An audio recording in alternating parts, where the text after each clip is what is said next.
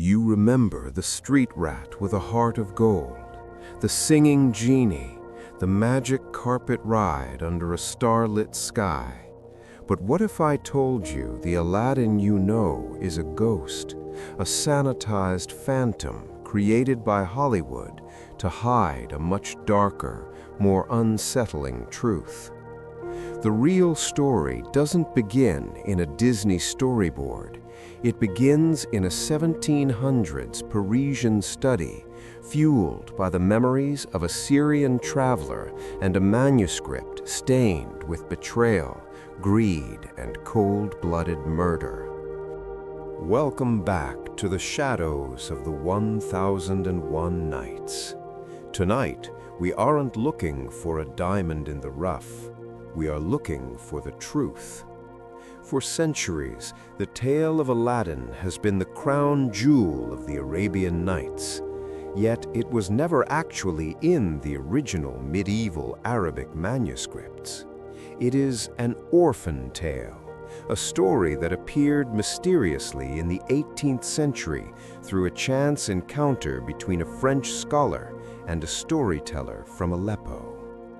In this episode, we are stripping away the neon colors of the 1992 classic to reveal the original gritty narrative.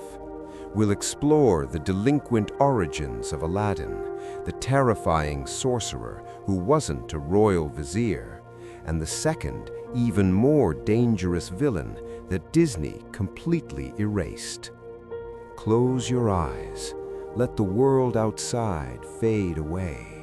We are traveling back to a version of China you've never seen, one where the shadows are long and the magic comes at a heavy price. To understand the darkness of the original Aladdin, we have to look at how it entered our world. In the early 1700s, a French Orientalist named Antoine Galland was translating The 1001 Nights. He had run out of stories. The manuscripts were exhausted. But in 1709, Galland met a young Syrian Maronite man named Hana Diab. Diab was a traveler, a storyteller from Aleppo with a mind full of wonders. He sat in Galland's study and wove a tale of a boy, a lamp, and a ring. Galland wrote it down, and suddenly Aladdin became a global sensation. But here is the first secret. The setting isn't Agrabah. The original text explicitly states the story takes place in one of the cities of China. However, this isn't the China of the Qing dynasty.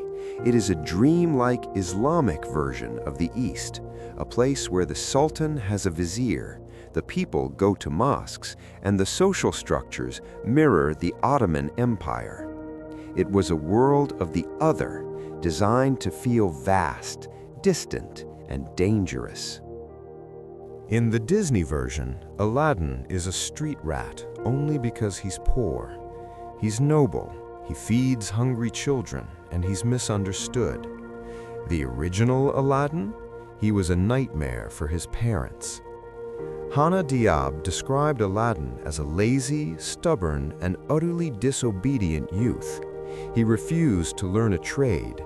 He spent his days playing in the streets with other idle boys. His father, a poor tailor named Mustafa, literally died of grief because his son was such a disappointment.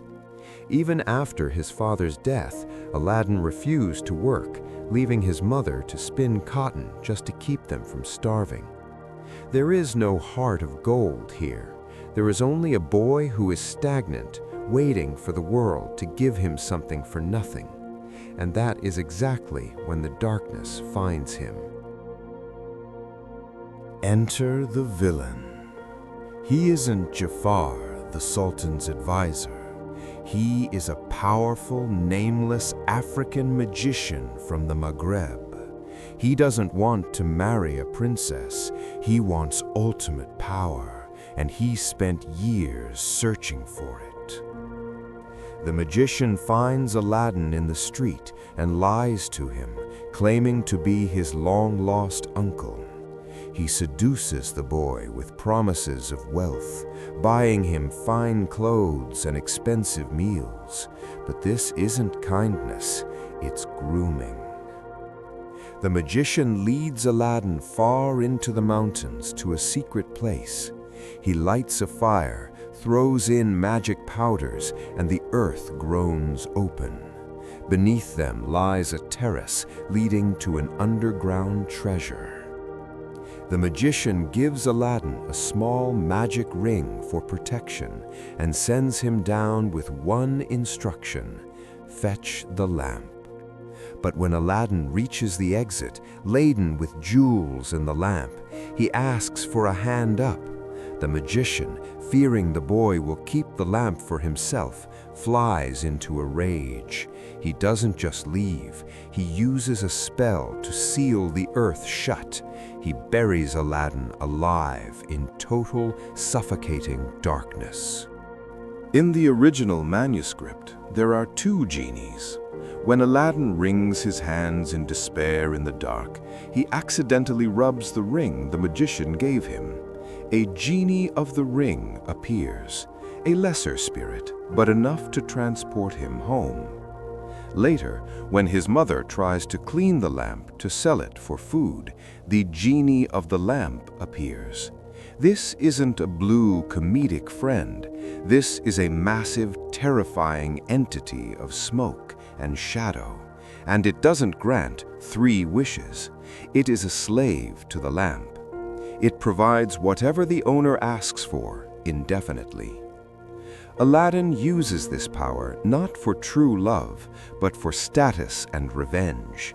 He sees the Sultan's daughter, Princess Badrul Badur, which means full moon of full moons, and decides he must have her. When the Sultan tries to marry her to the vizier's son, Aladdin uses the genie to kidnap the groom every night, leaving him shivering in the cold while Aladdin takes his place. It is a psychological war of attrition until the Sultan gives in. The Disney movie ends with Jafar being trapped in a lamp. The original story is much more final. The magician eventually discovers Aladdin is alive. He travels to China, disguises himself, and tricks the princess into trading new lamps for old ones. He whisks the entire palace away to Africa. But Aladdin doesn't win with a clever wish. He wins with poison and a blade. He infiltrates the palace. The princess drugs the magician's wine, and as the villain falls unconscious, Aladdin cuts off his head. But the story doesn't end there. The magician had a brother, an even more powerful and wicked sorcerer. Seeking revenge, the brother travels to the city, murders a holy woman named Fatima, and wears her skin and clothes as a disguise. He infiltrates the palace, intending to kill Aladdin in his sleep. It is only through the warning of the genie of the lamp that Aladdin discovers the ruse. In a final, brutal confrontation, Aladdin stabs the holy woman through the heart, ending the bloodline of his enemies forever. The original Aladdin isn't a story about being true to yourself. It's a story about the transition from a lazy boy to a ruthless man, set against a backdrop of ancient magic and brutal consequences.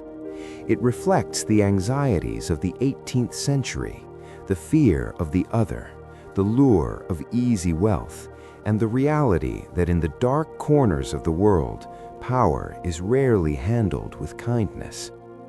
If you enjoyed this journey into the true origins of the 1001 Nights, consider subscribing to our Library of Shadows. There are many more stories hidden in these pages, and the sun is beginning to set. Before you go, tell me in the comments, do you prefer the charming street rat of the movies, or does the flawed, darker Aladdin of the original manuscript feel more real to you? Good night, and may your dreams be free of ancient lamps and vengeful sorcerers.